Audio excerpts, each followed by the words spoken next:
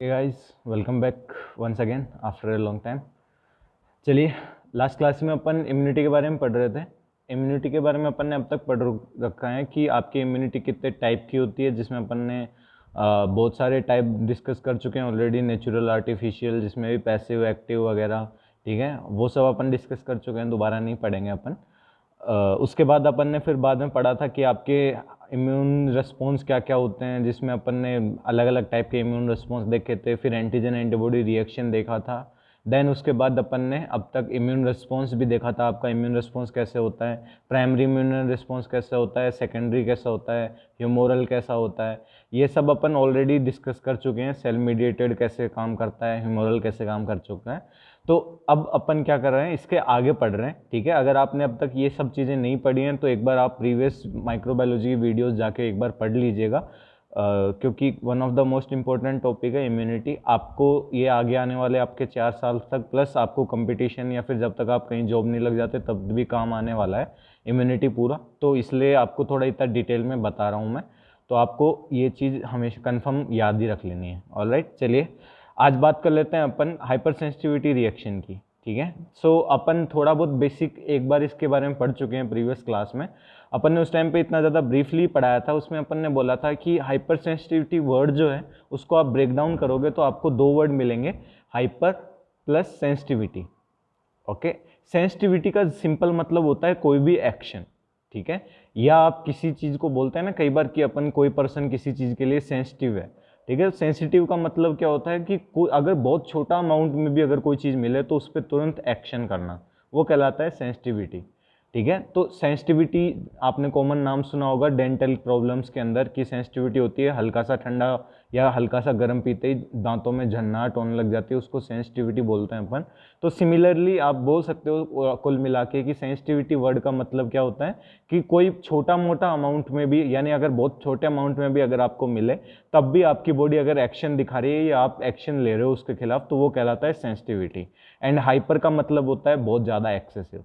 यानी अगर आप हाइपर सेंसिटिविटी वर्ड को नाम से बताना चाहो तो आप बोल सकते हो कि आपकी बॉडी का हाइपर सेंसिटिविटी से मतलब क्या हो गया, आपकी बॉडी बहुत ज़्यादा इम्यून एक्शन दिखा रही है किसी भी स्मॉल अमाउंट के लिए। और वो अब बहुत ज़्यादा इम्यून रिस्पॉन्स दिखाने से अपना मतलब क्या है कि आपकी बॉडी खुद को ही डैमेज कर रही है बहुत ज़्यादा इम्यून रिस्पॉन्स दिखा के। जनरली इम्यूनिटी का काम क्या होता है, आपकी बॉडी को प्रोटेक्ट करना। बट अगर आपकी बॉडी में हाइपर सेंसिटिविटी देखने को मिल रही है तो आपकी बॉडी की इम्यूनिटी आपको ही लॉस पहुंचाती है, ठीक है।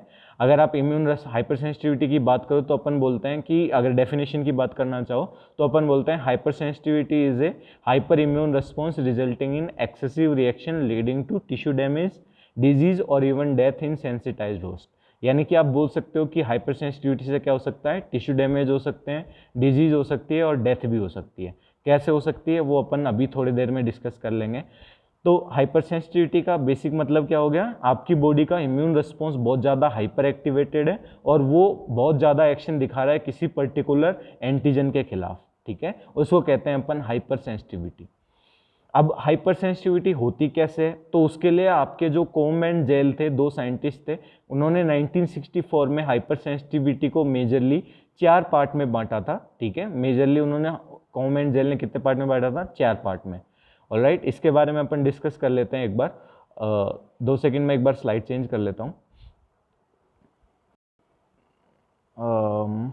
ओके, ऑलराइट, यहाँ अपन डिस्कस कर लेते हैं एक बार फटाफट।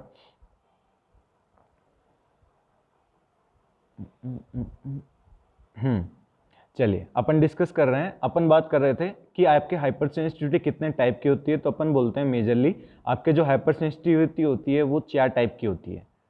सबसे पहला आता है type first, then type second या जिसको अपन साइटोटॉक्सिक बोलते हैं, then type third, and last आता है आपका डिलेड या टाइप 4, ठीक है। तो इनको अपन कैसे क्लासिफाई करते हैं, तो अपन ये बोलते हैं टाइप फर्स्ट को अपन नाम देते हैं एनाफाइलेटिक रिएक्शन। अब एनाफाइलेटिक रिएक्शन क्या होती है, तो एनाफाइलेटिक रिएक्शन के लिए अपन ये बोलते हैं कि आपकी बॉडी में सपोज एक एंटीजन आता है, ठीक है। तो सबसे पहले आपको ये पता होना चाहिए, एक बार अपन नॉर्मल फिजियोलॉजी की बात कर लेते हैं। अपन बोलते हैं जब आपकी बॉडी में एक एंटीजन आता है तो आपकी बॉडी क्या करती है, उसके खिलाफ एंटीबॉडीज बनाती हैं, प्लस आपकी जो सेल मीडिएटेड इम्यूनिटी है वो भी रिस्पॉन्स करती है, टी लिम्फोसाइट्स वगैरह, ठीक है, एंड आपके एंटीबॉडी का प्रोडक्शन होता है। और ये दोनों मिलके प्लस और अदर टिश्यू फैक्टर्स मिलके उस पर्टिकुलर एंटीजन को डिफीट करने का काम करते हैं। अब अपन ये बोलते हैं कि जो टाइप फर्स्ट हाइपर सेंसिटिविटी होती है उसमें क्या होता है कि आपका ये जो रिस्पॉन्स है ये क्या होता है, बहुत ज़्यादा एक्सेसिव होता है। बहुत ज़्यादा एक्सेसिव होने की वजह से क्या होता है, आपके जो टाइप फर्स्ट एनाफाइलेटिक रिएक्शन है वो एक्चुअली अपन दो टाइप में बोलते हैं। एक तो होता है इमीडिएट रिएक्शन या अक्यूट रिएक्शन जिसमें आपके फीटल कंडीशन हो सकती है, और एक होता है नॉन अक्यूट रिएक्शन जिसको अपन एटोपी नाम से बोलते हैं, जो लेस फीटल होती है। तो सबसे पहले अपन यहाँ बात कर लेते हैं कि होता क्या है। तो अपन ये बोलते हैं कि सपोज आपकी बॉडी है वो किसी एक पर्टिकुलर एंटीजन के लिए बहुत ज़्यादा हाइपर सेंसिटिव है, यानी कि अगर वो पर्टिकुलर एंटीजन आपकी बॉडी में एंटर रहता है बहुत स्मॉल अमाउंट में भी, तो फिर आपकी बॉडी क्या करेगी, बहुत ज़्यादा हाइपर एक्शन शो करेगी, ठीक है। तो इसके लिए अपन क्या बोल सकते हैं कि सपोज ये एंटीजन था, ठीक है, जिसके प्रति आपकी बॉडी क्या थी, बहुत ज़्यादा हाइपर सेंसिटिव थी, ठीक है। यानी अगर कोई और दूसरा एंटीजन होता सपोज इसकी जगह, तो एक नॉर्मल रिएक्शन होती, बट जैसे ये एंटीजन आपकी बॉडी में आया तो अब यहाँ क्या होता है, आपके एक इम्यूनोग्लोबुलिन्स मिलती हैं IgE, ठीक है। ये अपन ऑलरेडी डिस्कस कर चुके हैं वैसे तो, बट चलिए बता देता हूँ आपको। IgE जो होती हैं वो क्या काम करती हैं, आपके हाइपर सेंसिटिविटी रिएक्शन के लिए रिस्पॉन्सिबल होती हैं। ये IgE क्या करती हैं, जब आपके यहाँ अपन सबसे पहले बार एंट्री देख रहे हैं, यानी कि ये जो आपका एंटीजन है वो आपकी बॉडी में सबसे फर्स्ट टाइम पे एंट्री ले रहा है। जब भी आपका कोई भी एंटीजन या फिर कोई भी आपका, सपोज आप कुछ भी बोल सकते हो, आपका फॉरेन बॉडी हो सकता है, यहाँ एंटीजन ही नाम ले लेते हैं अपन। यदि आपका कोई एंटीजन फर्स्ट टाइम आपकी बॉडी में एंटर करता है तो ऐसी डोज को अपन बोलते हैं सेंसिटाइज्ड डोज, ठीक है, यानी कि सेंसिटाइज्ड डोज बोलते हैं अपन इसको। यदि आपकी बॉडी में एंटीजन क्या कर रहा है, सबसे फर्स्ट टाइम पे एंट्री ले रहा है, तो वो कहलाता है आपका सेंसिटाइज्ड डोज। देन अगर आपके सेकेंड टाइम आता है वो, तो वो कहलाता है क्या, शॉकिंग डोज। ऑलराइट, सो दो वर्ड पढ़े अपन ने, नंबर 1 था आपका sensitised dose and number second क्या था, शॉकिंग डोज। तो सेंसिटाइज्ड डोज क्या होती है, जब आपका एंटीजन आपकी बॉडी में इंटर लेता है तो आपका इम्यूनोग्लोबुलिन जो E है वो इसके खिलाफ क्या करता है, एक्शन लेता है, ठीक है। ये एंटीजन कौन सा बता रहे हैं अपन, वो जिसके खिलाफ आपकी बॉडी हाइपर सेंसिटाइज्ड है, ठीक है। सो यहाँ क्या होगा, आपका इम्यूनोग्लोबुलिन E एक्शन लेगा, वो क्या करेगा, आपकी जो मास्ट सेल्स होती हैं, अब आप पूछोगे मास्ट सेल्स क्या होती हैं, तो मास्ट सेल्स वो सेल्स होती हैं जो आपके कुछ एंटी स्पेसिफिक आप बोल सकते हो केमिकल रिलीज करती हैं, जैसे कि एग्जांपल ले सकते हैं अपन हिस्टामिन, और ये क्या करती हैं, आपकी बॉडी में कुछ सीवियर साइड इफेक्ट दिखाने के लिए रिस्पॉन्सिबल होती हैं, नाम कहते हैं अपन इनको मास्ट सेल्स, ठीक है। तो आपकी जब पहली सेंसिटाइज्ड डोज आपके मिलती है एंटीजन की आपकी बॉडी को, तो ये क्या करते हैं, IgE बनता है उसके रेस्पॉन्स में, और ये IgE जाके जुड़ जाता है आपकी मास्ट सेल्स के साथ, ठीक है। यानी कि जो IgE था वो किसके साथ जुड़ गया, आपकी मास्ट सेल्स के साथ जुड़ गया। अब क्या होगा, जब सेकेंड टाइम पे डोज आएगा, या आप बोल सकते हो शॉकिंग डोज जब आएगा, तो क्या होगा, ये जो सेकेंड एंटीजन है, या जिसको आप बोल सकते हो जो शॉकिंग डोज वाला एंटीजन है, वो क्या करेगा, इस इम्यूनोग्लोबुलिन E और जो आपका ये सेल्स हैं इनके जो बाइंड है इनके साथ मिलके क्या हो जाएगा, जुड़ जाएगा। यानी आपके जो ये वाली मास्ट सेल्स थी एंड आपके जो इम्यूनोग्लोबुलिन E था, इन दोनों का जो कॉम्प्लेक्स था इसके साथ जुड़ जाएगा आपका क्या, एंटीजन। और जैसे ये एंटीजन जुड़ेगा, आपके मास्ट सेल से कुछ केमिकल्स रिलीज होंगे जिनको अपन बोलते हैं, स्पेसिफिकली उनमें से एक होता है आपका हिस्टामिन, जिसको अपन H से इंडिकेट कर रहे हैं। तो ये हिस्टामिन आपकी बॉडी में क्या करता है, अब ये आपको देखने लायक बात है। हिस्टामिन के कुछ फॉलोइंग फंक्शंस होते हैं। सबसे पहले तो ये क्या करता है, जो आपकी स्मूथ मसल्स हैं उनको कॉन्स्ट्रिक्ट कर देता है, ठीक है। यानी कि आपको क्या कर देगा, जो आपकी स्मूथ मसल्स हैं उनको कॉन्ट्रैक्शन कर देगा, यानी आपके जो रेस्पिरेटरी सिस्टम है उसकी मसल्स क्या हो जाएंगी, कॉन्ट्रैक्ट हो जाएंगी, और रेस्पिरेटरी की कॉन्ट्रैक्ट हो जाएंगी तो आपको सांस लेने में क्या होगी, प्रॉब्लम आएगी। नेक्स्ट ये क्या करती हैं, वेजोडाइलेशन कर देती हैं, ठीक है। वेजोडाइलेशन से क्या होगा, वेजोडाइलेट हो जाएंगी आपकी ब्लड वेसल्स, डायलेट जब होंगी तो ब्लड वेसल डायलेट होते ही क्या हो जाएगा, सबसे पहले तो ब्लड वेसल जैसे ही डायलेट होंगी आपका बीपी क्या हो जाएगा, फॉल हो जाएगा। जब बीपी फॉल होगा तो आपको क्या देखने को मिलेगा भाई, वेजोडाइलेशन हो गया, ब्लड का जो आपका प्रेशर था वो कम हो गया, तो आपका ब्लड जो है वो डिस्टेंट ऑर्गन्स तक नहीं पहुंच पाएगा एंड आपको कन्फ्यूजन आएगा, चक्कर वगैरह आने की स्टार्टिंग हो सकती है। प्लस आपको क्या देखने को मिल सकता है, जो भी फार डिस्टेंट ऑर्गन है उनमें क्या हो देख सकते हैं आपको कि आपके ब्लड सप्लाई ना पहुंच पाने के आपको साइन सिम्टम्स देखने को मिल सकते हैं।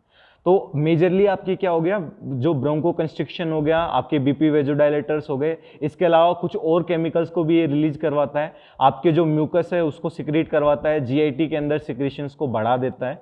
तो ये सब क्या करते हैं आपके ओवरऑल जो है, ये हिस्टामिन की वजह से क्या होता है, आपकी बॉडी बहुत ज़्यादा एक्टिवली रिस्पॉन्स दिखाती है। अब क्या होगा, आपके ब्रोंको कंस्ट्रिक्शन हो गया तो आपको सांस लेने में दिक्कत होगी, वेजोडाइलेशन हो गया तो आपका बीपी क्या हो गया, फॉल हो गया, और बीपी फॉल होने से जो भी इफेक्ट होते हैं आपके, जो आपने फंडामेंटल में पढ़े हैं, वो सारे इफेक्ट आने स्टार्ट हो जाएंगे। जीआईटी के सिक्रीशंस बढ़ जाएंगे, म्यूकस का सिक्रीशन बढ़ जाएगा, तो और ज़्यादा कॉन्स्ट्रक्शन होगा, सांस लेने में और ज़्यादा दिक्कत होगी। ठीक है, ये आप समझ गए इतना जितना मैंने आपको समझाया। यानी सबसे पहले क्या हुआ आपकी बॉडी में, सबसे पहले आपके इम्यूनोग्लोबुलिन आया, हाइपर सेंसिटिविटी फर्स्ट की बात कर रहे हैं अपन यहाँ पे। तो सबसे पहले क्या हुआ, एंटीजन आया आपकी शॉकिंग डोज के रूप में। ठीक है, शॉकिंग डोज के रूप में आया तो आपकी इम्यूनोग्लोबुलिन ई बनी, वो किसके साथ जुड़ गई, आपके मास सेल्स के साथ जुड़ गई। जब शॉकिंग डोज हुआ या सेकंड डोज आई आपके, तो सेकंड डोज आने से क्या हुआ, अब आपका जो ये कॉम्प्लेक्स बना हुआ था आईजीई और आपके जो मास सेल का कॉम्प्लेक्स था, उसके साथ आपका एंटीजन जुड़ गया, और उसके बाद उसने क्या किया, हिस्टामिन जैसे कुछ केमिकल रिसेप्टर्स रिलीज किए। ठीक है, हिस्टामिन वगैरह रिलीज होने से क्या हुआ, तो अपन ने बोला हिस्टामिन जब रिलीज होता है तो आपके वेजोडाइलेशन होता है, ब्रोंको कंस्ट्रिक्शन होता है, जिससे आपको सांस लेने में प्रॉब्लम आती है, प्लस और ज़्यादा न्यूरोलॉजिकल डिसऑर्डर्स भी आपको देखने को मिलते हैं। तो ये सब मिला के क्या होगा, अब आप एग्जाम्पल ले लेते हैं अपन एक कॉमन सा, ये इससे सबसे होता क्या है। तो आपने देखा होगा कुछ लोग होते हैं ऐसे जिनको थोड़ा बहुत भी धूल वगैरह जब आती है उनकी बॉडी में, या आप बोल सकते हो आसपास कहीं साफ सफाई चल रही है, तो उनको क्या हो जाता है, तुरंत छींक वगैरह आने लग जाती है। प्लस उनको क्या होती है, ये तो क्या हो गया, एक नॉर्मल रिस्पॉन्स होता है कि आपकी बॉडी में जैसे ही आपकी धूल जाती है, थोड़ी बहुत भी डस्ट वगैरह जाती है आपके नेजो रेस्पिरेटरी ट्रैक्ट में, तो क्या होता है, आपको स्नीजिंग आती है और उसके थ्रू आपके जो डस्ट पार्टिकल है वो बाहर निकल जाता है। ये बॉडी का क्या है, एक तरीके का डिफेंस मैकेनिज्म है। ठीक है, अब क्या होगा, अगर कोई पर्सन क्या हो चुका है, हाइपर सेंसिटिविटी हो चुकी है, या जिसको आप एलर्जी नाम देते हो, ठीक है, वो हो चुका है, तो एलर्जी हो चुकी है, तो क्या होगा, अब थोड़ा बहुत भी डस्ट पार्टिकल आएगा तो क्या होगा, उसको कंटिन्यूसली क्या होगा, बहुत ज़्यादा उसको क्या होगी, स्नीजिंग होगी, कफिंग होगी। ठीक है, ये सब देखने को मिलेगा, रनिंग नोज देखने को मिलेगी, नाक बहने लग जाएगी, सांस लेने में भी प्रॉब्लम आ सकती है। ये कहलाता है आपका एटोपी रिएक्शंस। ठीक है, एटोपी रिएक्शंस क्या होते हैं, लेस सीवियर होते हैं, इनसे कम ज़्यादा सीवियर नहीं होते और लाइफ थ्रेटनिंग भी नहीं होते। बट क्या हुआ, एक लंबे टाइम तक ये सब चीज़ें चलती रही। ठीक है, बार बार डस्ट के कांटेक्ट में आते रहे आप, बार बार क्या हुआ, थोड़े बहुत स्नीजिंग वगैरह रिएक्शन आती रही।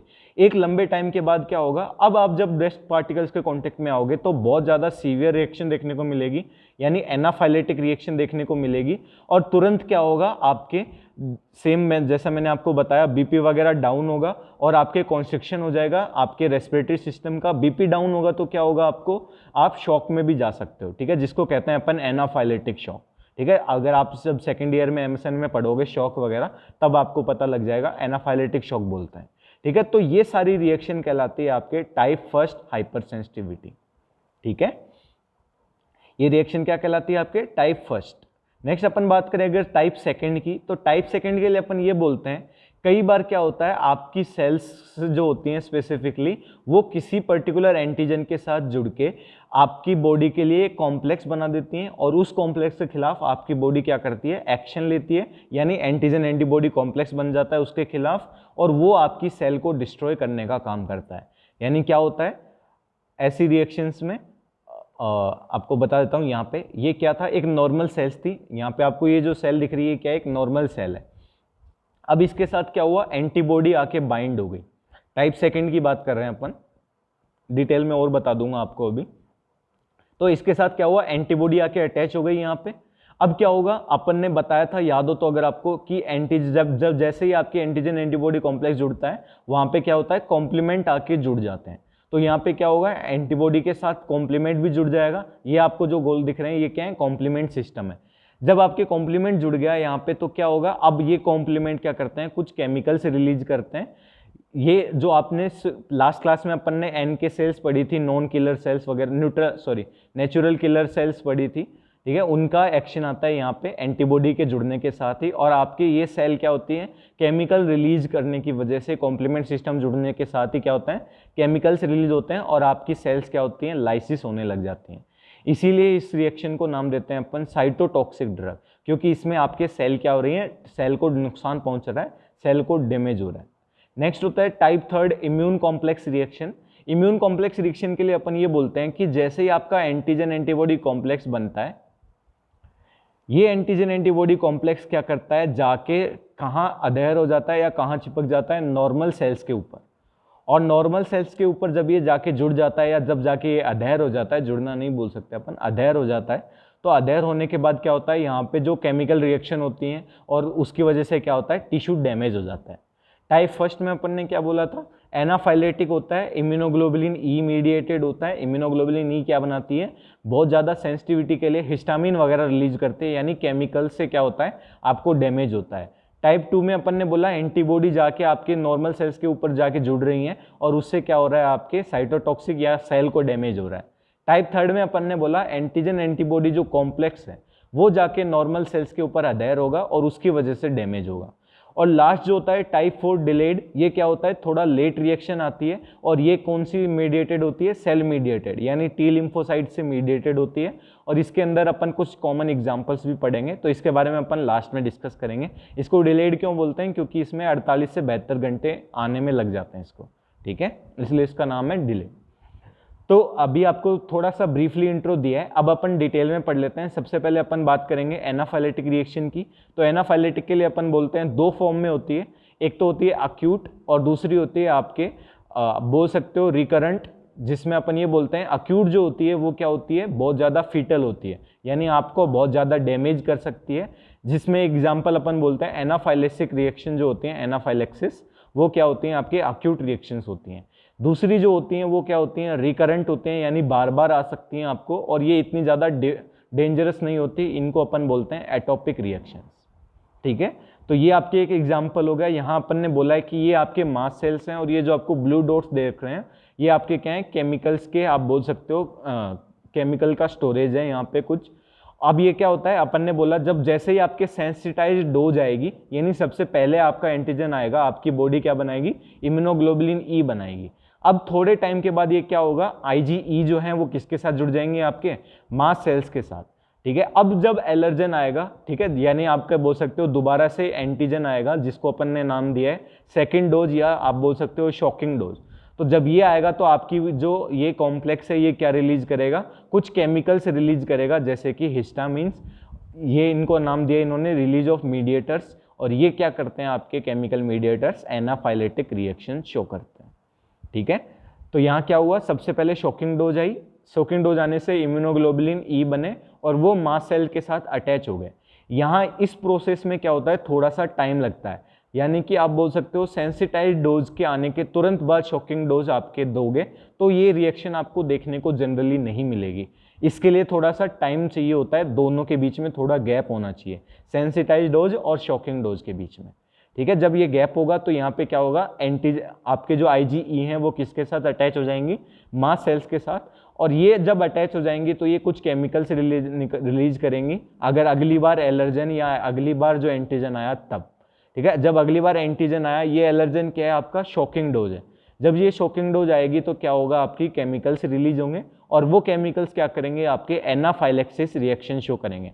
एनाफाइलेक्सिस रिएक्शन में क्या होता है, आपके अपन ने बोला ब्रोंको कंस्ट्रिक्शन हो जाएगा तो आपको सांस लेने में प्रॉब्लम आएगी, आपके वेजोडाइलेशन हो जाएगा तो BP फॉल हो जाएगा, उसकी वजह से क्या हो जाएगा, आपको शॉक देखने को मिलेगा और पेशेंट की शॉक की वजह से क्या हो सकती है, डेथ भी हो सकती है। तो अब आपको पता लग गया होगा ये इतनी ज़्यादा सीवियर क्यों है, ठीक है। मैकेनिज्म की अपन बात करें तो अपन बोलते हैं जैसे सेंसिटाइज डोज आपके कांटेक्ट में आता है उससे 2 से 3 वीक के बाद आपके क्या होती है, शॉकिंग डोज को टाइम लगता है, यानी आप बोल सकते हो जो आपके ये कॉम्प्लेक्स बनना है इम्यूनोग्लोबुलिन ई का और मास्ट सेल्स का, ये कितने वीक में बनता है, 2 से 3 वीक के अंदर, ठीक है। देन अपन ये बोलते हैं कि एक बार IgE आके यहाँ पे जुड़ गया आपके मास्ट सेल्स के साथ, तो जब अगली बार जब शॉकिंग डोज आएगा या फिर अगली बार जब एलर्जन आपकी बॉडी में इंटर करेगा, तो यहाँ पे क्या होगा, एंटीजन एंटीबॉडी कॉम्प्लेक्स जो बनेगा वो क्या स्टिमुलेट करेगा, मास्ट सेल्स को कुछ केमिकल रिसेप्टर्स रिलीज करने को स्टिमुलेट करेगा। भाई ये जो सेकंड डोज ऑफ एंटीजन है ये किसके साथ जुड़ेगा, आपके IgE के साथ जुड़ेगा, और जैसे ही IgE के साथ जुड़ेगा आपकी बॉडी से जो आपका ये बॉडी से क्या आपकी जो मास्ट सेल्स हैं उनसे क्या रिलीज होगा, कुछ केमिकल मीडिएटर्स रिलीज होंगे। उनमें भी एक सबसे इंपॉर्टेंट आपको दोबारा नाम बता रहा हूँ, क्या, हिस्टामिन। ठीक है, तो ये जब रिलीज होगा तो क्या होगा, आपकी बॉडी में कुछ सर्टेन रिएक्शंस देखने को मिलेंगी, और उन रिएक्शंस की वजह से अपन बोलते हैं एनाफाइलेक्सिस हो जाता है। सेकेंड अपन बोलते हैं केमिकल मीडिएटर्स। ठीक है, ये तो आपका क्या था, एनाफाइलेटिक रिएक्शन में कुछ केमिकल मीडिएटर्स के बारे में अपन बात कर लेते हैं। जो आपने बोला ना यहाँ पे केमिकल मीडिएटर्स रिलीज होते हैं, तो इन केमिकल मीडिएटर्स में कौन कौन से होते हैं। तो केमिकल जो मीडिएटर होते हैं मेजरली आपके दो टाइप के होते हैं। नंबर 1 होता है आपके प्राइमरी मीडिएटर्स। प्राइमरी मीडिएटर्स क्या होते हैं, तो अपन ये बोलते हैं प्राइमरी मीडिएटर्स वो होते हैं जो आपके मास्ट सेल्स या फिर बेसोफिल्स के द्वारा क्या होते हैं, आपके रिलीज होते हैं, या फिर आप बोल सकते हो जो मास्ट सेल्स के द्वारा रिलीज होंगे। ठीक है, उनको अपन बोल रहे हैं सबसे पहले प्राइमरी। एंड जो सेकेंडरी होंगे आपके सेकेंडरी मीडिएटर्स, वो क्या होते हैं आपके, ये जो बेसोफिल्स हैं या फिर आप बोल सकते हो ये जो आपके मास्ट सेल्स हैं, इनके द्वारा स्टिमुलेट किए जाते हैं। ठीक है, इनके द्वारा जो रिलीज किए जा रहे हैं वो अपन बोल रहे हैं प्राइमरी, और इनके द्वारा जो स्टिमुलेट होने के बाद रिलीज हो रहे हैं उनको अपन नाम दे रहे हैं सेकेंडरी केमिकल मीडिएटर्स। तो जो प्राइमरी मीडिएटर्स होते हैं उनकी बात कर लेते हैं सबसे पहले। तो सबसे पहला है आपके हिस्टामिन। ये हिस्टामिन के बारे में ऑलरेडी अपन डिस्कस कर चुके हैं, सबसे इंपॉर्टेंट होता है और ये ह्यूमन एनाफाइलेक्स के लिए सबसे ज़्यादा मेजर रोल निभाता है। ठीक है, इसीलिए अगर तुमने नाम सुना होगा कभी, तो अपन बोलते हैं एलर्जी जब होती है पर्सन को तो अपन एंटी हिस्टामिनिक ड्रग्स देते हैं। ठीक है, अगर आपने नहीं सुना है तो सेकेंड ईयर में पढ़ लोगे। ठीक है, ये क्या करता है, आपका वेजोडाइलेशन करता है, कैपिलरी परमेबिलिटी को बढ़ा देता है और कॉन्ट्रैक्शन कर देता है स्मूथ मसल्स का। तो आपको रेस्पिरेटरी प्रॉब्लम होती है, बीपी फॉल होने की वजह से आप शॉक में भी जा सकते हो। सेकंड होता है आपका सीरोटोनिन। सीरोटोनिन क्या करता है, आपके वेजो कंस्ट्रिक्शन कोज करता है, इंक्रीज कैपिलरी परमेबिलिटी कोज करता है, और ये क्या करता है, स्मूथ मसल को फर्दर कॉन्ट्रैक्ट करता है। तो इसकी वजह से भी आपको क्या होता है, और ज़्यादा रेस्पिरेटरी डिफिकल्टीज देखने को मिलती हैं। देन अपन बोलते हैं एक थर्ड केमिकल होता है ECFA या इओसिनोफिलिक कीमोस्टेटिक फैक्टर ए।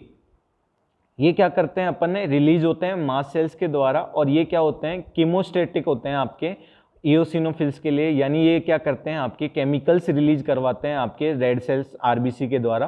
ठीक है, RBC के लिए काफ़ी ज़्यादा डेंजरस होते हैं ये वाले।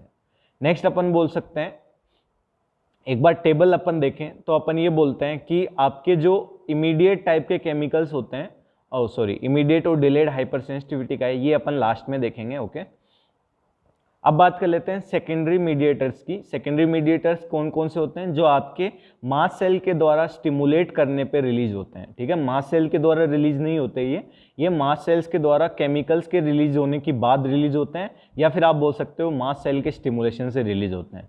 तो इनमें सबसे पहला तो है आपका slow reading substance of anaphylaxis या SRSA। ठीक है, ये क्या होते हैं, आपके ब्रोंको कंस्ट्रिक्टर होते हैं बहुत ज़्यादा सीवियर देन हिस्टामिन, यानी ये हिस्टामिन से क्या करते हैं, बहुत ज़्यादा सीवियरिटी में वे आपके ब्रोंको कंस्ट्रिक्शन करते हैं, और इसकी वजह से आपको रेस्पिरेटरी से रिगार्डिंग प्रॉब्लम देखने को मिल सकती है। नेक्स्ट है आपके प्रोस्टाग्लैंडिन्स। प्रोस्टाग्लैंडिन्स भी आपके सेम होते हैं, ब्रोंको कंस्ट्रिक्टर्स होते हैं, और ये वेजो कंस्ट्रिक्टर्स भी होते हैं। ठीक है, नेक्स्ट अपन बोलते हैं प्लेटलेट एक्टिवेटिंग फैक्टर। ये प्लेटलेट एक्टिवेटिंग फैक्टर क्या करते हैं, प्लेटलेट्स को एक्टिवेट कर देते हैं, जिससे क्या होगा, प्लेटलेट एग्रीगेट होंगी और आपके थ्रोम्बस बनेगा, और थ्रोम्बस बनने से फर्दर आपके जो ब्लड सप्लाई है वो और ज़्यादा डिक्रीज होगी। ठीक है, प्लाज्मा एक्टिवेटिंग फैक्टर्स क्या करते हैं, आपके प्लाज्मा को क्या कर प्लेटलेट एक्टिवेट फैक्टर क्या करते हैं, आपके प्लेटलेट्स को एग्रीगेट कर देते हैं, प्लेटलेट का क्लस्टर बन जाता है, तो आपके ब्लड क्या हो जाता है, क्लोट हो जाता है, और जब ब्लड क्लोट हो जाता है तो आपकी बॉडी में जो आगे सप्लाई होनी थी इससे आगे, वो क्या होती है, नहीं हो पाती। उसकी वजह से क्या होगा, आपके क्लोट बन जाएगा और आपके आप बोल सकते हो थ्रोम्बोसिस बन जाएगा, और उसकी वजह से आपके ब्लड सप्लाई और ज़्यादा डिक्रीज होगी। ठीक है, ये आपके कुछ केमिकल मीडिएटर्स थे, किसके, एनाफाइलेटिक रिएक्शन के। नेक्स्ट अपन बात करते हैं एटोपी। तो एटोपी के लिए अपन ने बोला था less severe form of anaphylaxis होती है ये।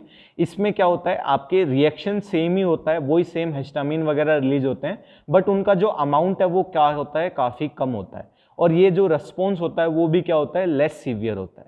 इसका कॉमन एग्जाम्पल अपन ले सकते हैं कि हे फीवर होता है या अस्थमा जो होता है, ठीक है। अस्थमा कई बार क्या होता है, लाइफ थ्रेटनिंग भी हो सकता है, बट नॉर्मल कंडीशन में क्या होता है, अस्थमा इतना ज़्यादा लाइफ थ्रेटनिंग नहीं होता। अस्थमा में क्या होता है, किसी पेशेंट को, किसी पर्सन को क्या है, बहुत ज़्यादा एलर्जी है, तो उसकी वजह से क्या होता है, जब वो किसी पार्टिकल के कांटेक्ट में आता है जिससे उसको एलर्जी है, तो उसका जो ब्रोंको कंस्ट्रिक्शन है वो इतना ज़्यादा सीवियर होता है कि उसको रेस्पिरेटरी से रिगार्डिंग बहुत ज़्यादा प्रॉब्लम आती है, यानी उसको ब्रीदिंग से प्रॉब्लम आती है, और उसकी कंडीशन को अपन बोलते हैं अस्थमा। अस्थमा में क्या होता है, अपन बोलते हैं मेजरली जो सिक्रीशंस हैं वो बढ़ जाते हैं, प्लस आपके ब्रोंको कंस्ट्रिक्शन क्या हो जाता है, सीवियर हो जाता है, उस कंडीशन को अपन अस्थमा बोलते हैं। हे फीवर क्या होता है, आपके जो पोलन ग्रेन्स होते हैं उनकी वजह से ये कॉमनली होता है। पोलन ग्रेन्स आपने पढ़ रखा होगा, जो आपके प्लांट्स होते हैं उनके द्वारा रिलीज होते हैं, और वो कई बार क्या होता है, आपके कांटेक्ट में आने से आपको फीवर वगैरह कोज करते हैं, और इसी को अपन बोलते हैं हे फीवर। हे फीवर इसका नाम क्यों है, हे को अपन बोलते हैं, हे डे आपने नाम सुना होगा। हे कहलाता है एक ऐसा दिन जिसके अंदर आप क्या करते हो, फसल को काटते हो। एक जो आपके अमेरिकन साइड की कंट्रीज होती हैं उनमें क्या होता है, सनी वेदर बहुत रेयरली देखने को मिलता है, तो ऐसे वेदर में जब आपका वेदर सनी होता है काफ़ी, तो उसमें क्या होता है, कटिंग की जाती है आपके जो भी आपका प्रोडक्ट्स हैं उनकी, और उसकी वजह से क्या होता है, पोलन ग्रेन्स जगह जगह पे बिखर जाते हैं, और इसी वजह से इसको नाम दिया गया है हे फीवर, ठीक है।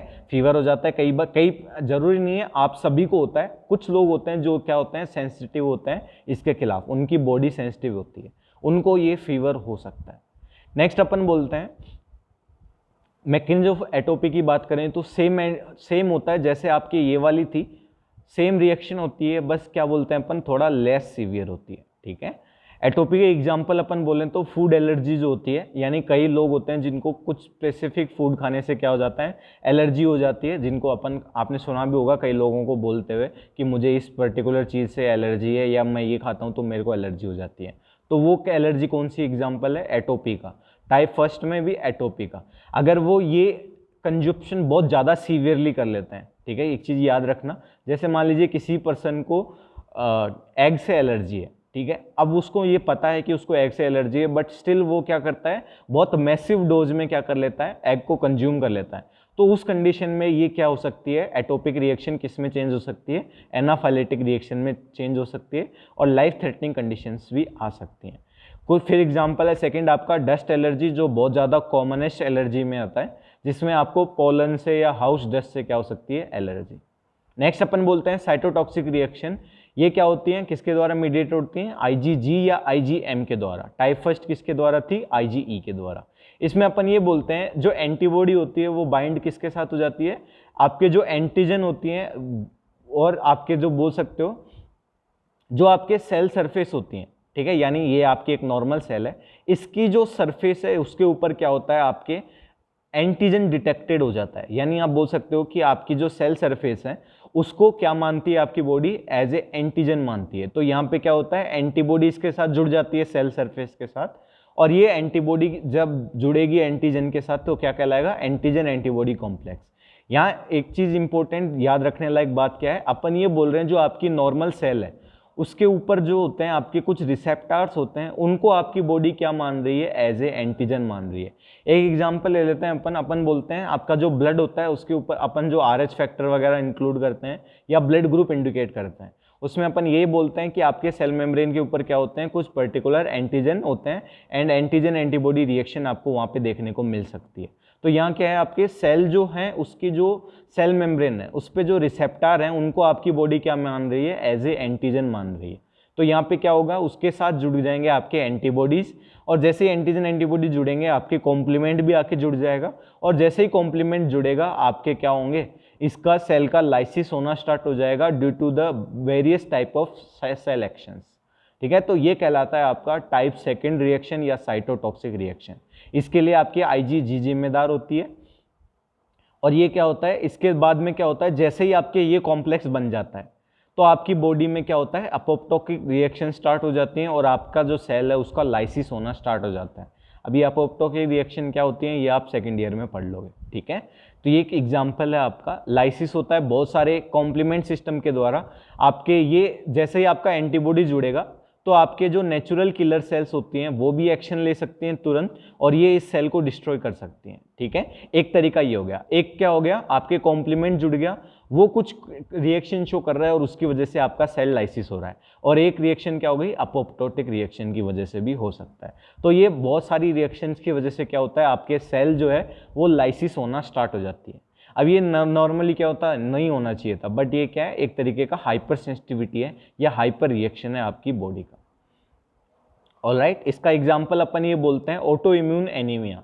ऑटो इम्यून एनीमिया क्या बोलते हैं अपन कि आपकी जो आरबीसी होती है उसके खिलाफ जनरली कोई एंटीबॉडी नहीं बनती, बट क्या होता है कई बार आपके जो आरबीसी का जो सरफेस पे जो एंटीजन होता है जिसके द्वारा अपन, आप बोल सकते हो ब्लड ग्रुपिंग में आपने पढ़ रखा होगा ऑलरेडी, तो उसके लिए अपन बोलते हैं उसके खिलाफ क्या बन जाती है आपकी बॉडी में, एंटीबॉडी बन जाती है। और एंटीबॉडी बनने के बाद वो इसको क्या करती हैं, आपके आरबीसी को डिस्ट्रॉय करना स्टार्ट कर देती हैं। और एनीमिया के लिए अपन यही बोलते हैं कि आपकी बॉडी में अगर ब्लड की कमी है, ब्लड में भी स्पेसिफिकली आरबीसी की अगर कमी होती है तो उसको अपन बोलते हैं क्या, आरबीसी में भी स्पेसिफिकली हीमोग्लोबिन। तो आपके आरबीसी डिस्ट्रॉय होंगी तो ऑटोमेटिकली हीमोग्लोबिन डिस्ट्रॉय होगा, तो अपन बोलते हैं एनीमिया हो जाएगा। तो इस क्लास की एनीमिया को अपन क्या बोलते हैं, या आप बोल सकते हो ऐसे एनीमिया को अपन क्या बोलते हैं, ऑटो इम्यून एनीमिया। इसके अलावा इसी को एक एग्जांपल और देते हैं अपन, इसको दूसरा नाम क्या देते हैं, haemolytic disease of the newborn. इसमें क्या होता है, लाइसिस हो जाता है आपके रेड सेल का न्यूबॉर्न के अंदर, जिसकी किसकी वजह से, एंटी इरिथ्रोसाइटिक एंटीबॉडी की वजह से, यानी वही सेम आरबीसी के खिलाफ क्या बन जाती हैं, एंटीबॉडी बन जाती हैं। उससे जो इन्फेंट होता है या आप बोल सकते हो जो न्यूबॉर्न होता है उसकी जो आरबीसी हैं वो क्या हो जाती हैं, डिस्ट्रॉय होना स्टार्ट हो जाती हैं।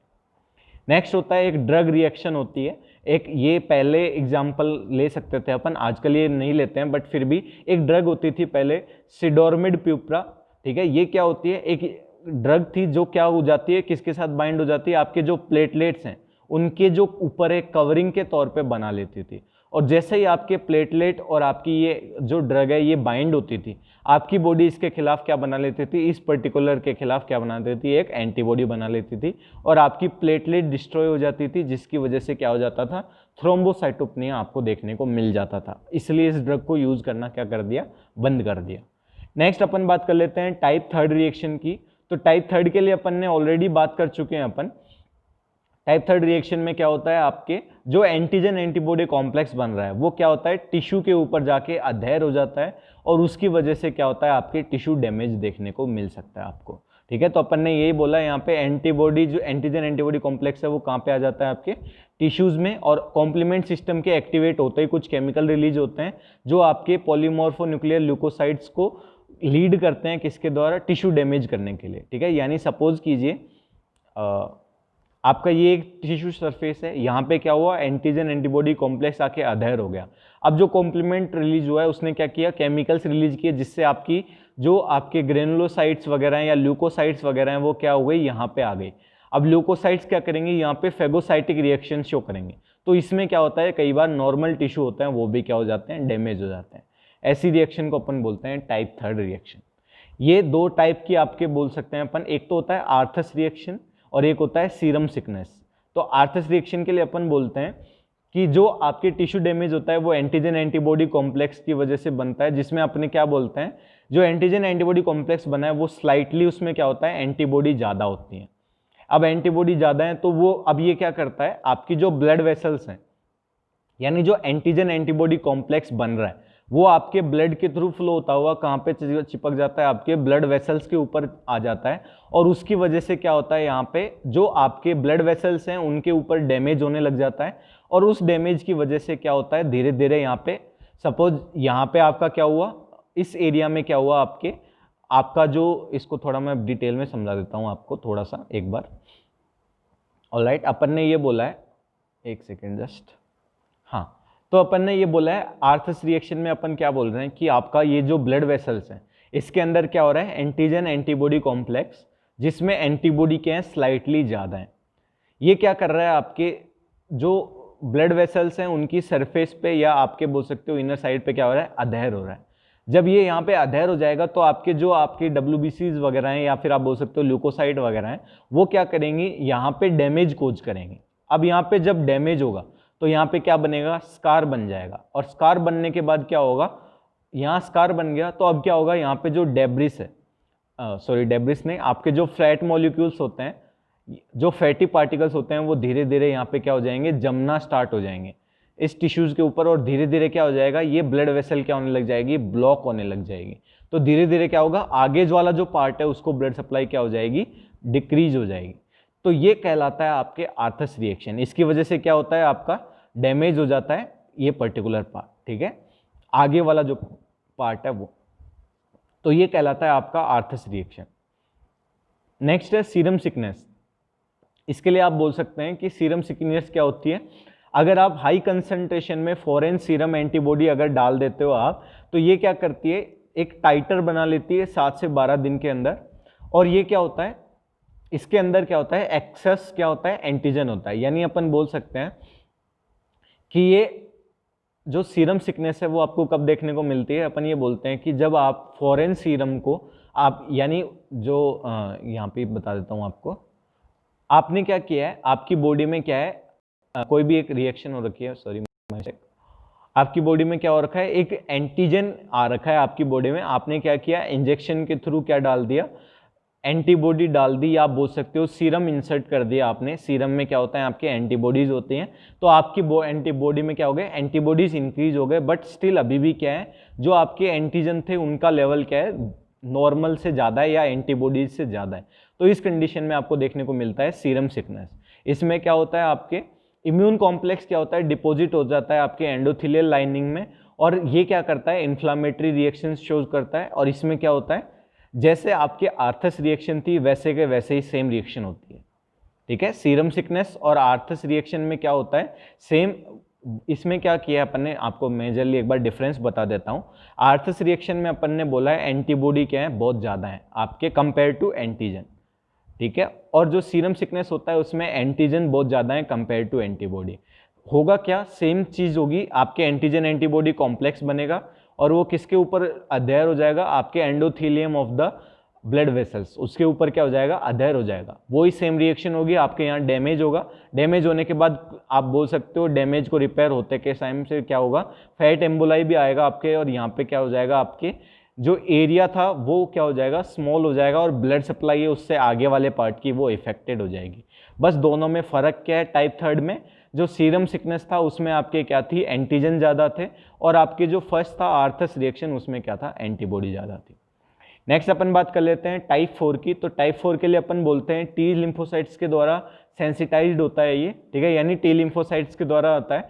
48 टू 72 आवर लगते हैं, यानी जैसे ही आपकी बॉडी में एंटीजन आया उसके बाद आपको 48 से 72 घंटे लग जाते हैं, ठीक है। अगर आपको ये याद हो, ठीक है, तो अपन ने जब फर्स्ट यूनिट पढ़ा था उसमें अपन ने एक साइंटिस्ट के नाम पढ़े थे, जिसमें अपन ने ये बोला था, आपके एक ऐसे साइंटिस्ट थे जिन्होंने क्या किया था, एक रिएक्शन शो करवाई थी, जिसमें उन्होंने ऐसे बोला था कि एक गिनिया पिग के अंदर अगर अपन एक टीबी का स्मॉल अमाउंट में डोज डालते हैं और अगर वो ऑलरेडी टीबी से इन्फेक्टेड है, तो वहाँ पे जहाँ पे अपन ने स्मॉल अमाउंट में डोज डाला है वहाँ पे क्या हो जाता है, इन्फ्लामेशन वगैरह हो जाता है, ठीक है। और इसको उन्होंने क्या नाम दिया था, बताइए। आप क्या कर सकते हैं, कमेंट सेक्शन में मेरे को बता दीजिए, मैं भी देखता हूँ किसको याद है किसको नहीं है। चलिए ठीक है, एक बार कमेंट सेक्शंस में बता दीजिएगा मेरे को, आपको नाम याद है क्या उस साइंटिस्ट का, और उस रिएक्शन का क्या नाम था वो याद है कि नहीं है, ठीक है।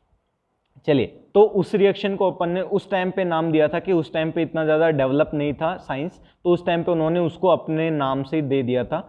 देन उसको वहाँ पे अपन ने बताया था कि उसको अपन क्या नाम से जानते हैं आजकल, टाइप 4 हाइपर सेंसिटिविटी रिएक्शन के नाम से जानते हैं। तो अपन वही चीज़ यहाँ पे देख रहे हैं। यहाँ पे अपन क्या बोल रहे हैं कि आपकी बॉडी में क्या हो रहा है, सबसे पहले ये आपके एक एंटीजन था वो क्या हो रहा है, आपकी बॉडी में इंसर्ट किया जा रहा है। जैसे ही आपकी बॉडी में एंटीजन इंसर्ट होगा, आपकी बॉडी क्या बना लेगी, एंटीबॉडी बना लेगी। इस एंटीबॉडी को बनने में लगते हैं 48 से 72 घंटे, अपन यहाँ ये बोल रहे हैं, ठीक है।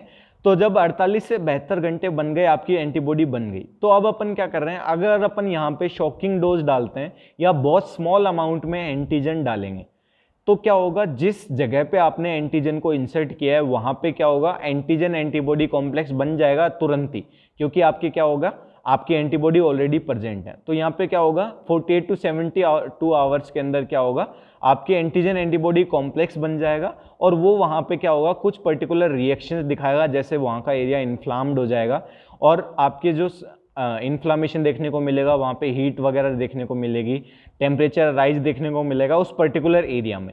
तो इस रिएक्शन को अपन बोलते हैं टाइप 4 हाइपर सेंसिटिविटी रिएक्शन।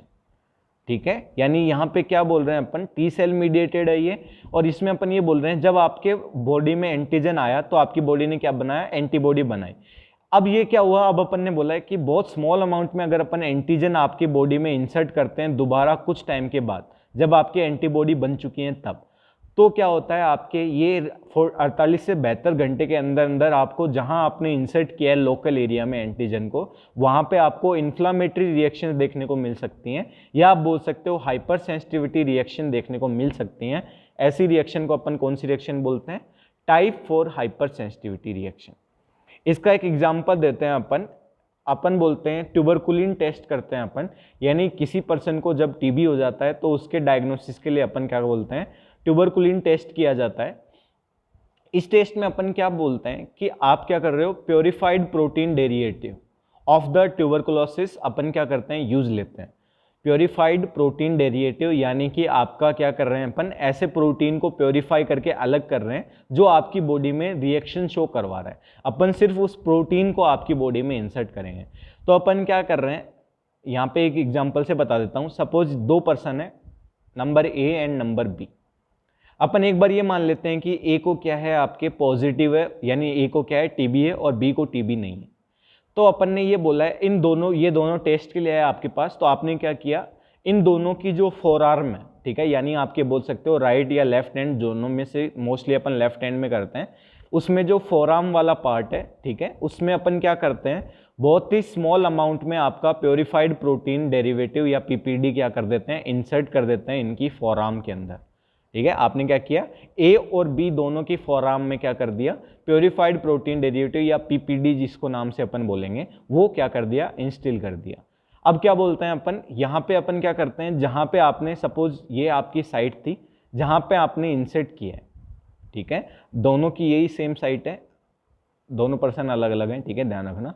तो अब अपन ने क्या किया, जहाँ अपन ने इंसर्ट किया है, ठीक है, वहाँ पे क्या होगा, जैसे आपको कोई कांटा चुभता है या फिर आपको कुछ होता है तो तुरंत वहाँ पे क्या हो जाता है, लाल लाल हो जाता है ना, जिसको अपन तुम बोलते हो कि सूजन आ गई। तो वो सूजन अपन मेडिकल टर्म में क्या बोलते हैं, इन्फ्लामेशन वगैरह, इन्फ्लामेशन एंड रिएक्शन बोलते हैं अपन। तो यहाँ पे क्या होगा, जैसे ही आप तुरंत इंसर्ट करोगे आपके, तो यहाँ पे क्या होगा, तुरंत रिएक्शन आएगी। इंट्राडर्मली अपन ने इंसर्ट किया तो उससे क्या हुआ, तुरंत आपके इन्फ्लामेशन हुआ। तो जहाँ जितने एरिया में इन्फ्लामेशन हुआ है उसको अपन ने क्या कर दिया, मार्क कर दिया मार्कर से। ठीक है, अब अपन ये बोलते हैं उसको कि आप 7 दिन के बाद आइए, या 3 से 7 दिन के बाद आने को बोलते हैं अपन, जनरली 7 दिन आने को बोलते हैं कि 7 दिन तक आप वेट कीजिए, उसके बाद दोबारा आइए। तो जब 7 दिन के बाद वो आएगा तो अब यहाँ क्या होगा, जो आपका ए वाला पर्सन था जो पॉजिटिव था, पॉजिटिव होने का मतलब क्या है, वहाँ पे एंटीजन प्रेजेंट था। जब एंटीजन प्रेजेंट था तो वहाँ पे क्या मिलेगी आपको, एंटीबॉडी प्रेजेंट मिलेगी। और जब एंटीबॉडी प्रेजेंट मिलेगी तो आपके यहाँ पे क्या हो जाएगा, इस एरिया में क्या देखने को मिलेगी आपको, इन्फ्लामेटरी रिएक्शन या टाइप 4 हाइपर सेंसिटिविटी रिएक्शन देखने को मिलेगी। और ये क्या हो जाएगा, इन्फ्लाम्ड हो जाएगा, कितना, मोर देन 7 mm और अप टू 10 mm तक ये क्या हो जाएगा, इन्फ्लाम्ड हो जाएगा। जबकि इसका जो इन्फ्लामेशन है वो क्या हो जाएगा, क्योंकि ये नेगेटिव था तो यहाँ कोई एंटीजन पहले नहीं था, तो अब यहाँ क्या होगा, एंटीबॉडी अब बनेगी। तो बनेगी तो कुछ रिएक्शन आएगा। तो यहाँ पे अपन ये बोलते हैं मोर देन 5 mm, यहाँ पे या तो लेस देन 5 या इक्वल टू 5 mm क्या होता है, यहाँ पे अपन बोल सकते हैं इन्फ्लामेशन हो जाता है। तो अब अपन क्या कर सकते हैं, रिजल्ट को इंटरप्रिटेट कर सकते हैं 7 दिन के बाद जब पर्सन आएंगे। अगर उसका जो 7 mm से लेके 10 mm तक के बीच में इन्फ्लामेशन हो चुका है, जो अपन ने मार्कर लगाया है उससे ये इतना ज़्यादा आगे बढ़ चुका है, तो अपन बोल सकते हैं पेशेंट क्या है, पॉजिटिव है। और अगर उसका इन्फ्लामेशन 5 या उससे कम है, ठीक है। 5 से 7 है तो अपन ये बोलते हैं रिजल्ट को अपने को क्या करना पड़ेगा, दोबारा से करना पड़ेगा। अगर 5 से कम है तो अपन क्या बोल सकते हैं, वो पर्सन क्या है, नेगेटिव है।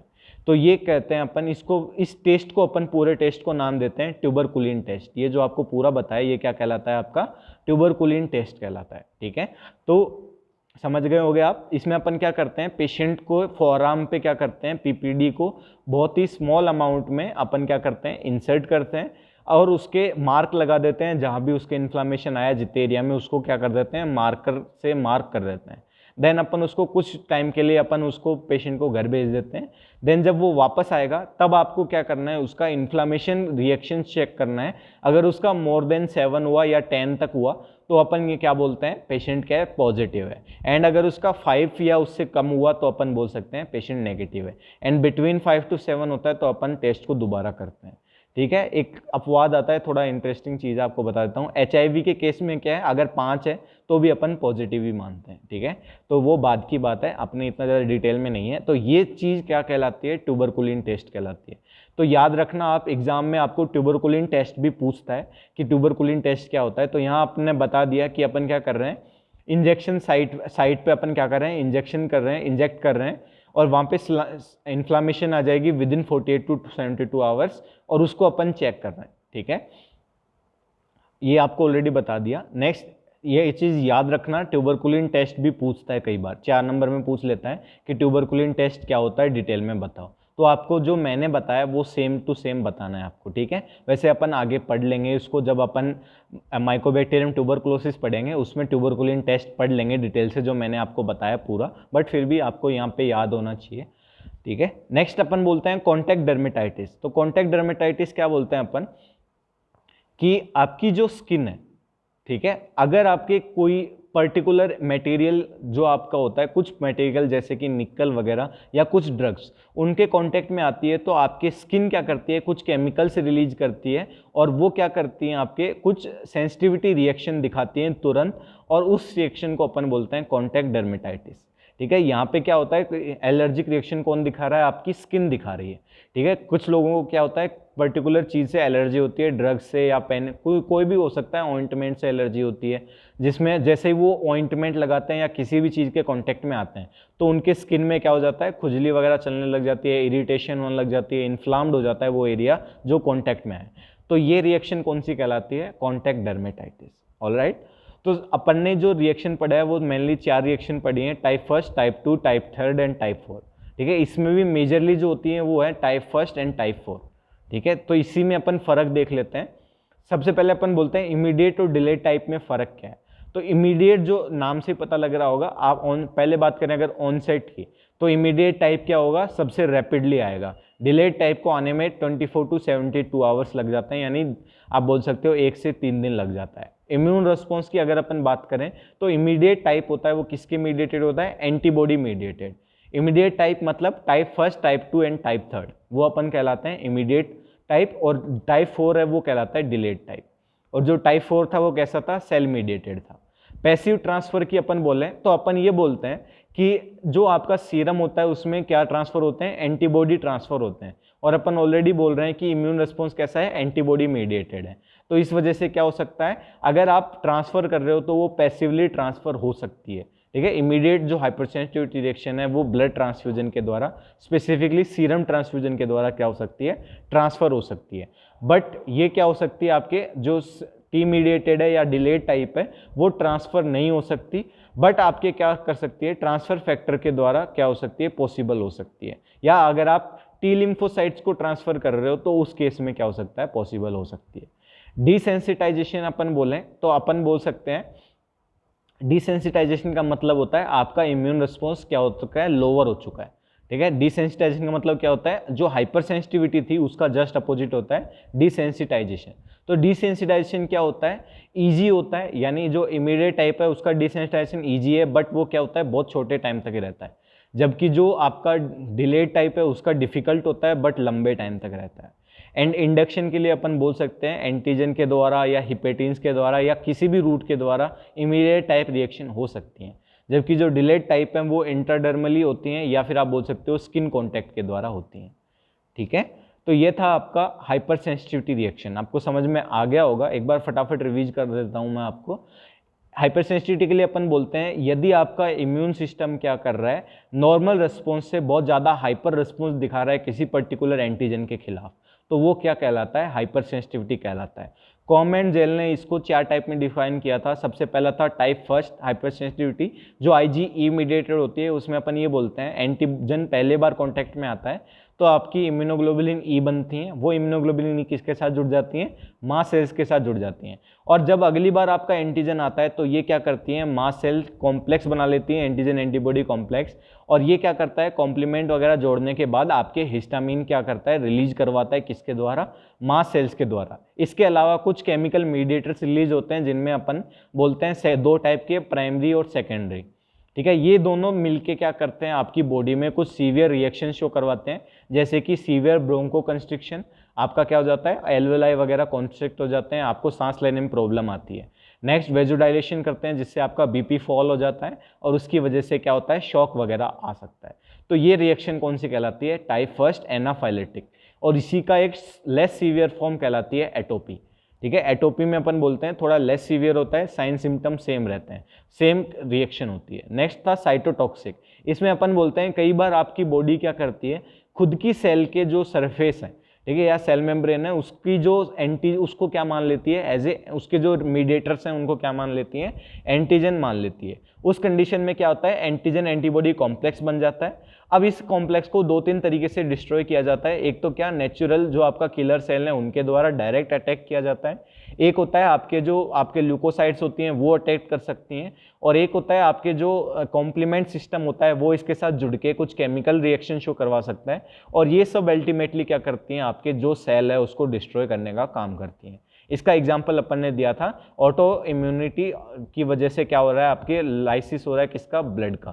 ठीक है, या आप बोल सकते हो एनीमिया, ऑटो इम्यूनिटी एनीमिया, या फिर lysis disease of the haemolytic disease of the newborn, वो क्या कहते हैं, आपके साइटोटॉक्सिक ड्रग होता है। नेक्स्ट है आपका इम्यून कॉम्प्लेक्स। इसमें अपन ये बोलते हैं कि एंटीजन एंटीबॉडी जो कॉम्प्लेक्स है वो टिश्यू के ऊपर जाके अटैच हो जाता है और उसकी वजह से क्या होता है, आपकी बॉडी में जो एंटीजन एंटीबॉडी कॉम्प्लेक्स है वो कॉम्प्लीमेंट बांधेगा अपने साथ, और कॉम्प्लीमेंट के जुड़ते ही आपके केमिकल्स रिलीज होंगे और वो जिस टिश्यू पे ये एंटीजन एंटीबॉडी कॉम्प्लेक्स जाके अधेर हुआ है उसको क्या करेंगे, डैमेज कॉज करेंगे। इसमें अपन ने 2 पढ़े, आर्थस रिएक्शन और सीरम सिकनेस।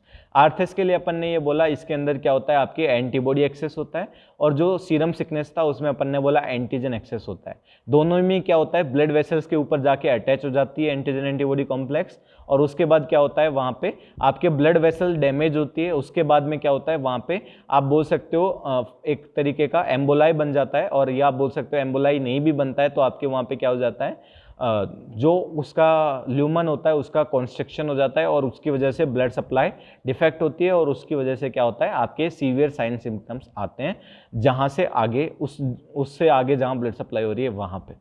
लास्ट था टाइप 4 डिलेड, जिसमें अपन ने 2 एग्जाम्पल पढ़े थे, ट्यूबरकुलिन टेस्ट एंड एक पढ़ा था आपने क्या, स्किन का टेस्ट या डर्मेटाइटिक टेस्ट।